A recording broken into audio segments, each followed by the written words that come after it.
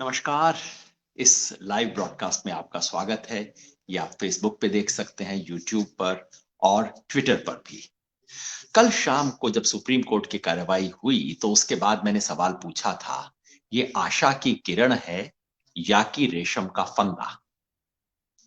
सवाल था क्योंकि उस वक्त तक ऑर्डर हमारे पास था नहीं। आज सुप्रीम कोर्ट में कार्रवाई हुई। सिर्फ ऑर्डर नहीं आया, हमारी सोच गलत थी। हमने सोचा था केवल ऑर्डर पास किया जाएगा, लेकिन ऑर्डर नहीं। आज फिर कार्रवाई हुई और आखिर में कोर्ट ने मौखिक आदेश दिया और अभी कोई आध पौन घंटा पहले कोर्ट का रिटन आदेश भी आ गया। 11 पेज लंबा आदेश कोर्ट का आ गया जो मैंने पढ़ा।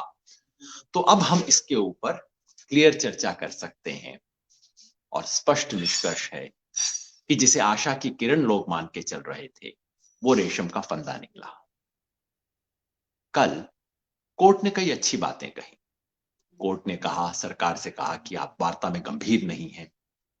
कोर्ट ने कहा कि आप बिना किसानों से राय किए इतना बड़ा कानून कैसे लेके आ सकते हैं। कोर्ट ने कहा इस कानून को हमें रोकना पड़ेगा।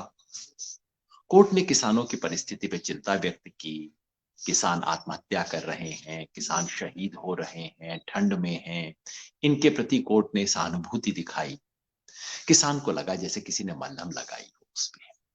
लेकिन आपको ध्यान है, कल शाम को मैंने कहा था कि बजट का कोई घोषणा हो तो वित्त मंत्री की स्पीच नहीं सुनिए, वित्त मंत्री की टेबल पढ़िए कि उसने कितना पैसा दिया है। सुंदर शब्दों पे न जाइए। और कोर्ट की बात को अगर समझना हो तो कोर्ट ने ओरल ऑब्जर्वेशन जो दिए हैं, मौखिक बात की है, उस पे मत जाइए। कोर्ट के ऑर्डर में क्या लिखा है उसे देखिए। और जब उसे देखा तो स्पष्ट है कि ये वो नहीं था जिसका जनता को इंतजार था, जिसका किसानों को इंतजार था। जो मीठी बातें थी वो सच्ची थी। मैं नहीं कहता कि कोर्ट कोई ड्रामा कर रहा था। मैं नहीं कहता कि कोर्ट जानबूझ के सिर्फ कोई कड़वी गोली को चाशनी में लपेट रहा था। मैं सिर्फ इतना कहता हूं कि इस कोर्ट के आदेश को अगर आप अपने पूर्णता में देखें, कंप्लीट ऑर्डर को देखें, तो इससे किसान को कुछ हासिल नहीं होता है। कुछ छोटी छोटी चीजें हासिल होती हैं जिसके बारे में बात करूंगा।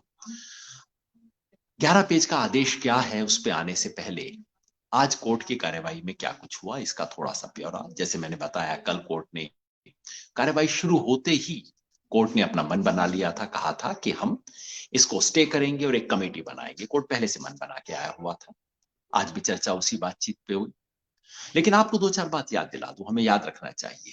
नंबर एक, कोई भी किसान संगठन जो कि इस आंदोलन में जुड़ा हुआ है वो कोर्ट के सामने नहीं गया था। कौन गया था? कुछ एक अनजान से वकील साहब गए थे, कोर्ट के सामने जाके कह रहे थे इन किसानों को उठा दिया जाए। वहां से सारा कोर्ट का मामला शुरू हुआ। ना सरकार गई, ना किसान गए। हाँ, जिन वकील साहब ने उठाया उनके पीछे जब हरीश साल्वे जैसे वकील खड़े हो गए तो लोगों को लगा, माथा ठनका कि अरे हरीश साल्वे इतनी पिटीशन के ऊपर खड़े हैं, मतलब कहीं ना कहीं सरकार का हाथ है। खैर, कोर्ट के सामने ना तो किसानों ने कोई पिटीशन डाली, ना ही कोर्ट के सामने किसी भी पिटीशन के अंदर ये कहा गया कि वार्ता सफल नहीं हो रही है, आप इसमें आइए ना, आप कुछ कीजिए ना। किसी ने नहीं कहा। दो तरह की पिटीशन थी। एक पिटीशन कोर्ट के सामने ये थी जो कह रही थी कि किसान यहाँ पे खड़े हैं, जनता को तकलीफ है, कृपया किसानों को उठाइए। दूसरी पिटीशन ये थी जो कहती थी कि ये कानून जो है वो गलत है, असंवैधानिक है, इन कानूनों को खारिज कीजिए। जहां तक दूसरी पिटीशन का सवाल है, कोर्ट ने कहा, और उसके बाद में कुछ पिटीशन ये भी आ गई कि ये कानून बहुत अच्छे हैं। अब अच्छे वाले को पिटीशन देने की क्या जरूरत है, मुझे समझ नहीं आया।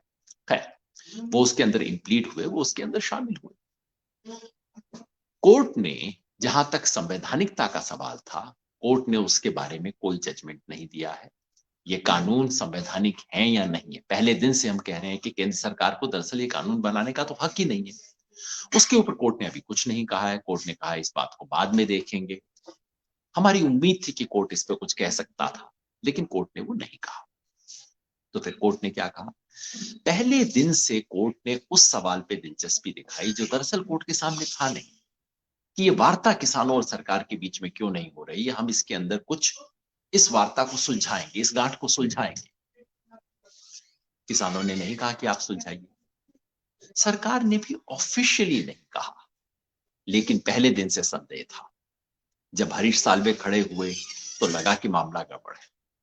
फिर उसके बाद वार्ता के 8वें राउंड में जब सरकार ने खुद कहा कि अब मामला कोर्ट सुलझेगा, अरे आप वार्ता कर रहे हो, वार्ता की अगली तारीख दे रहे हो 15 तारीख की, और कह रहे हो कि मामला कोर्ट में सुलझेगा।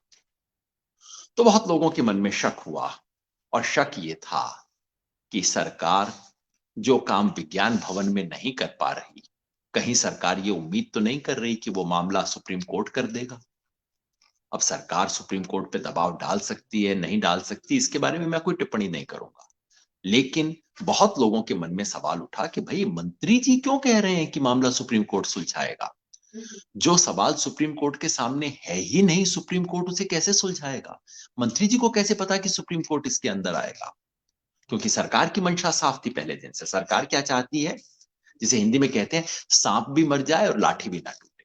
सांप मर जाए मतलब ये किसान जो बैठे हुए हैं सड़क पे, रोज रोज खबर आ रही है, टीवी पे न्यूज आ रही है, फोटो आ रहे हैं जो बड़े दारुण हैं, कहीं ये झंझट खत्म हो जाए, ये सरदर्दी खत्म हो जाए। सरकार चाहती है किसी तरह से किसान उठे, समस्या का समाधान वो नहीं चाहती, किसान उठ जाए, सरदर्दी खत्म हो जाए, आंदोलन समाप्त हो जाए, सरकार चाहती है।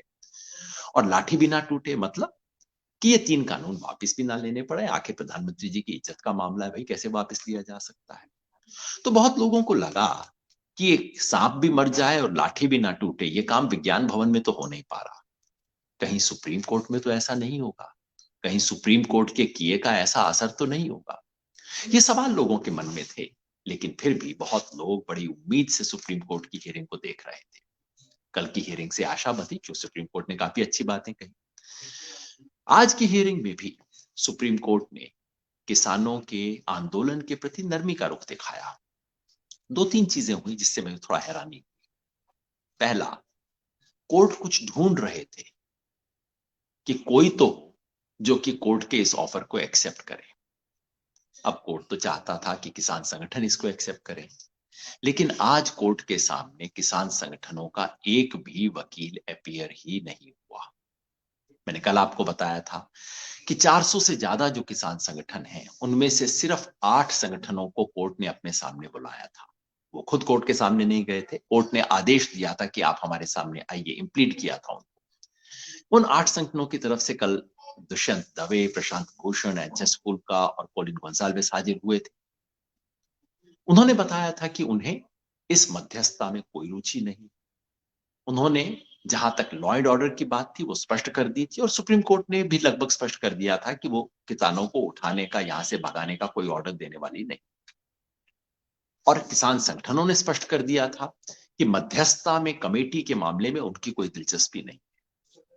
ये बात हमारे वकीलों ने स्पष्ट कर दी थी।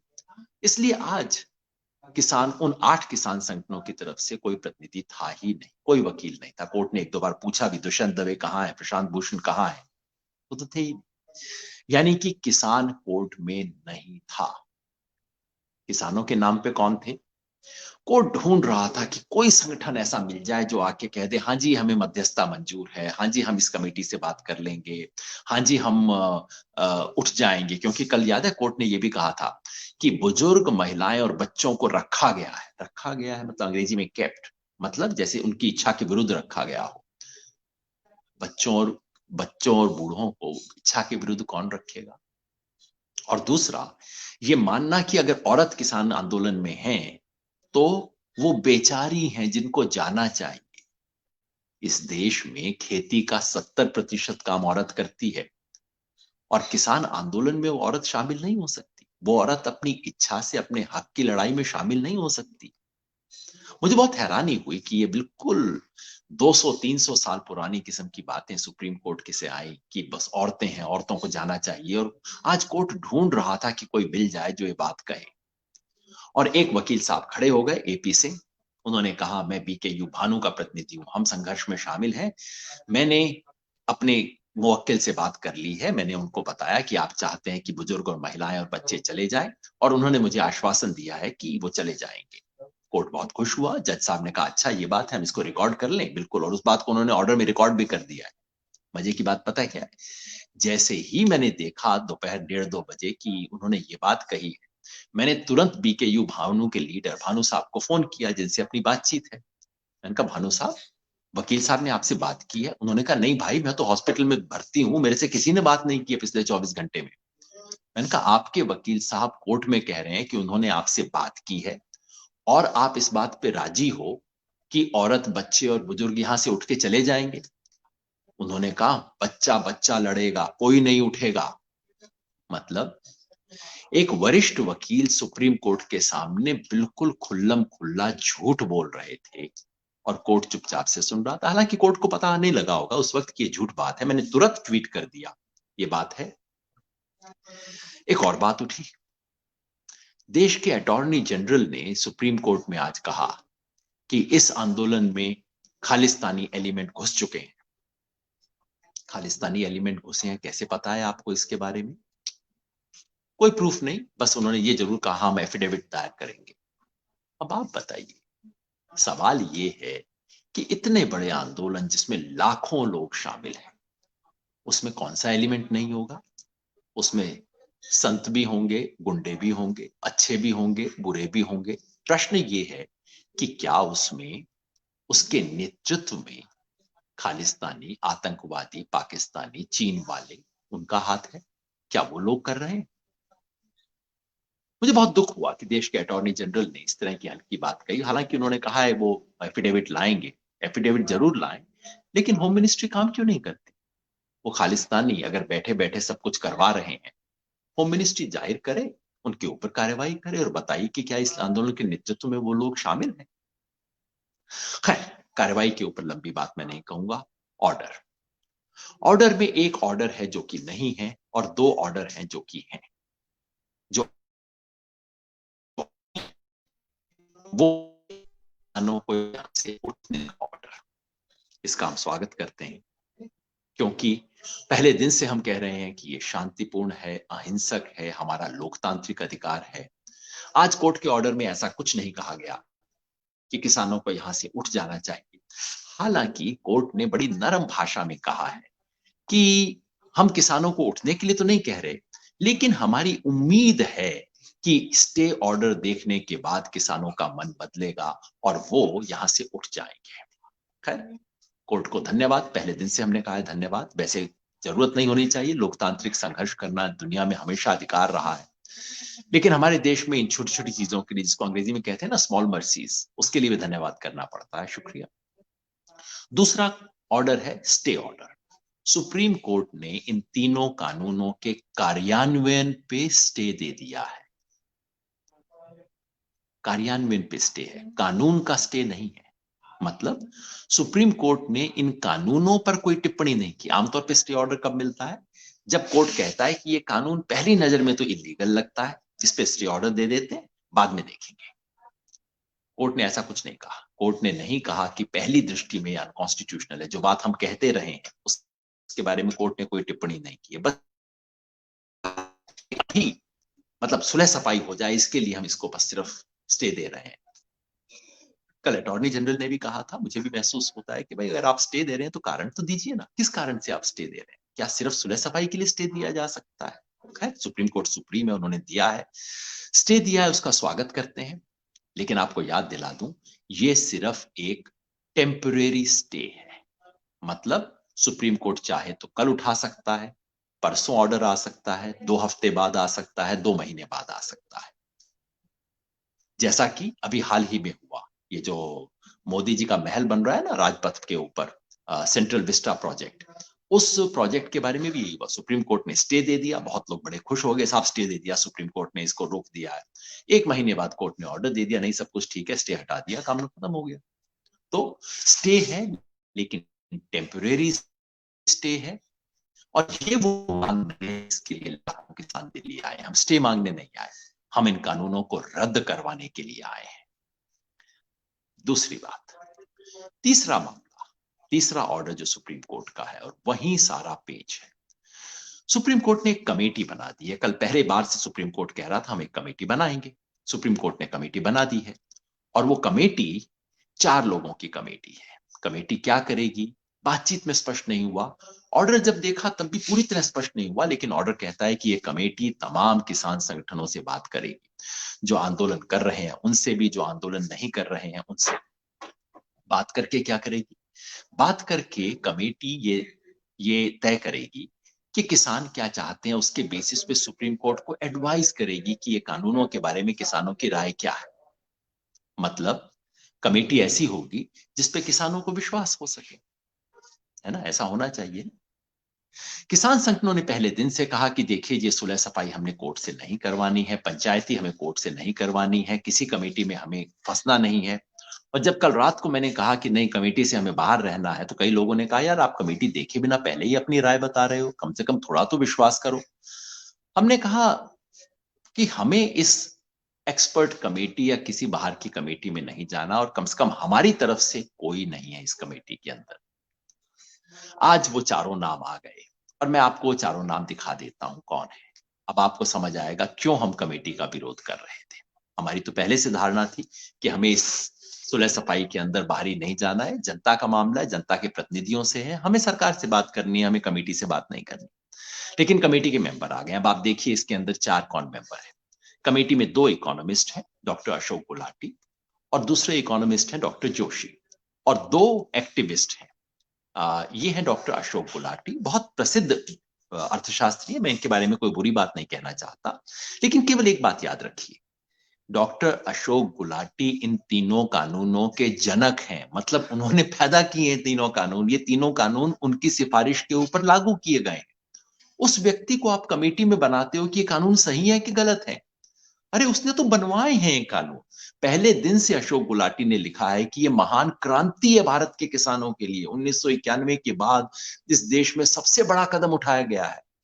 अब गुलाटी साहब, मैं जानता हूं उन्हें और बहुत इज्जत करता हूं, मगर जाके गुलाटी साहब से इस बारे में क्या बात होगी? कौन किसान उनके साथ बात कर सकता है? दूसरे अर्थशास्त्री आए हैं, डॉक्टर जोशी। डॉक्टर जोशी भी अर्थशास्त्री हैं, और वो पहले दिन से लिख रहे हैं, आर्टिकल लिख रहे हैं कि किसानों की सारी जो इसके बारे में विरोध है वो भ्रम पर आधारित है, गलतफहमी पे आधारित है। और वो कहते हैं कि ये जो जितना पॉजिटिव चीज ये हुई है, ये विन विन सिचुएशन है, कॉन्ट्रैक्ट फार्मिंग होनी ही चाहिए, बाकायदा लिख रहे हैं। अब वो और क्या अपनी राय बदलेंगे? ये कोई न्यूट्रल लोग नहीं है। 2 किसानों के नेताओं को भी शामिल किया गया है। एक है अशोक अनिल गुणवंत जी, जो कि शेतकरी संगठन से हैं। नाम सुन के आपको लगेगा कि हाँ भाई बहुत बड़ा संगठन है। बड़ा संगठन हुआ करता था, लेकिन आज अनिल गुणवंत जी जो है, जिस संगठन से है उसके पास जनाधार नहीं है। और ये संगठन वो है जिसने बाकायदा पटाखे जला के, बाकायदा दिए जला के इन्होंने स्वागत किया था। जिन्होंने पटाखे बजा के स्वागत किया इन 3 कानूनों का, आज उनसे कहा जा रहा है कि अच्छा आप न्यूट्रली देखिए कानून सही है कि गलत है, आप किसानों से पूछिए। क्या पूछेंगे ये? और चौथे हैं भूपेंद्र सिंह मान जी। भूपेंद्र सिंह मान बीकेयू में रहे हैं, देश के जाने हुए किसान नेताओं के अंदर इनका नाम रहा है। संगठन हालांकि आज बहुत छोटा हो गया है। इन्होंने एक संगठन बनाया AIKCC। हमारा संगठन है ऑल इंडिया किसान संघर्ष कोऑर्डिनेशन कमेटी। मान साहब का एक पुराना संगठन है ऑल इंडिया कोऑर्डिनेशन कमेटी। और जब सरकार को कोई किसान नहीं मिला जो कि उनसे बात करने को तैयार था, तो मान साहब बात करने गए सरकार से। और मान साहब और अनिल गुणवंत दोनों ने सरकार को चिट्ठी लिखी है। चिट्ठी आपको दिखा देते हैं। दोनों ने मिलकर सरकार को चिट्ठी लिखी है, और चिट्ठी में 1 महीना पहले तोमर से मिले, तोमर जी को चिट्ठी दी और बताया कि ये तीनों कानून कितने अच्छे हैं, इससे किसान का कितना भला होगा। ये सारी बात इन्होंने चिट्ठी में लिखी है। ये इनके सिग्नेचर आप देख सकते हैं, गुणवंत जी, मान साहब। तो भाई जब इन्होंने खुल के अपनी बात कही है, क्या कहा है? कानून बहुत अच्छे हैं, आप इस मार्ग से मत हटना, हाँ छोटे मोटे सुधार करने की जरूरत है, वो आप कर लीजिए। तो ये है साहब 4 लोगों की कमेटी। अब आप बताइए, क्या इन चारों में से एक भी व्यक्ति वो है जो लाखों किसान इस वक्त दिल्ली में चारों तरफ बैठे हुए हैं, उनका विश्वास इनमें से किसी भी किसान को, इनमें से किसी को भी मिलेगा? क्या इनके साथ बात हो सकती है?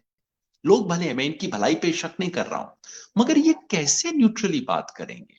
यही शक था हमें पहले दिन से, और इसलिए हमने कहा था नहीं, ऐसी कोई कमेटी नहीं, हम इस कमेटी से दूर रहेंगे। तो क्या होगा? किसान संगठनों ने स्पष्ट फैसला किया है, इस कमेटी से उनका कोई लेना देना नहीं है। जैसे कहते हैं हिंदी में, ना हम आगे ना इसके पीछे। आप बात कर लीजिए, आप सरकार से बात कर लीजिए, आप सुलह लीजिए, देश का जो किसान आपसे बात करने आ जाए। लेकिन ये जो 400 से ज्यादा संगठन संयुक्त किसान मोर्चा के नाम पे संघर्ष कर रहे हैं, उनमें से तो एक भी आपसे बात करने वाला नहीं है, क्योंकि बात करने की स्थिति नहीं। क्या बात करेंगे हम आपसे? मतलब संघर्ष जारी रहेगा। किसान को सड़क से संघर्ष में हासिल हुआ है, किसान का संघर्ष जारी रहेगा। पिछले 2 दिन से मैं हरियाणा के नाका नाका में जा रहा हूं, इस वक्त रोहतक में बैठा हुआ हूं, नाकों में गया हूं, इतना माहौल है इस वक्त। हरियाणा लगभग पंजाब की बराबरी कर रहा है। सब लोग तैयारी कर रहे हैं 26 तारीख की। जो कुछ कार्यक्रम हमने घोषित किए हैं, कार्यक्रम बदस्तूर जारी रहेंगे। किसी कार्यक्रम में कोई बदलाव नहीं है, आप ऐसी किसी गलतफहमी में मत आइए। 13 तारीख को कल लोहड़ी है, हमें तीनों कानूनों की प्रति को जलाना है। 18 तारीख को महिला किसान दिवस है। 20 तारीख को गुरु गोविंद सिंह को याद करते हुए संकल्प लेना है। 23 तारीख को नेताजी सुभाष चंद्र बोस को याद करते हुए हमें राजभवनों का घेराव करना है, और उसके बाद दिल्ली कूच करना है। हर किसान के घर से एक मेंबर दिल्ली आए, हर गांव से 5 ट्रैक्टर ट्रॉली आए, हर गांव से 11 महिलाएं आए, और ये सब होगा शांतिपूर्वक। इसके बारे में पिटीशन एक आ गई है, लोग घबराए हुए हैं और सरकार जानबूझ के घबरा रही है। लेकिन आपको स्पष्ट कर दूं, जो कुछ होगा शांतिपूर्वक होगा। गणतंत्र दिवस किसी एक सरकार या किसी एक पार्टी का दिवस नहीं है, ये देश की जनता का दिवस है। गणतंत्र की शान में बट्टा नहीं लगेगा। तिरंगे को 1 इंच नीचा नहीं होने देगा किसान। जवान अगर उठाता है तिरंगा, तो किसान भी तिरंगा उठाएगा। तिरंगे की शान को ऊंचा करेगा किसान। संघर्ष जारी रहेगा, हम लड़ेंगे और जीतेंगे। बहुत बहुत शुक्रिया।